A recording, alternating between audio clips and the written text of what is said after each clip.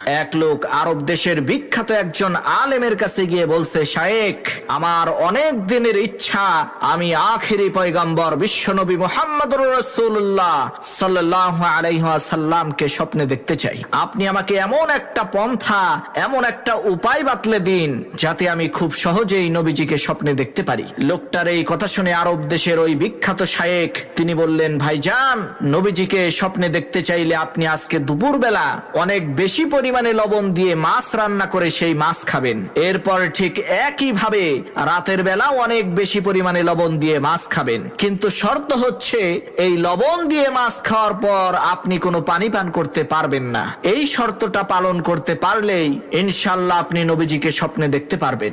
লোকটা আরবের ওই বিখ্যাত আলেমের কথা অনুযায়ী দুপুরবেলা লবণযুক্ত মাছ খেলো, আবার এদিকে রাতের বেলাও লবণযুক্ত মাছ খেলো, যার কারণে তার প্রচন্ড পরিমাণে পানি পিপাসা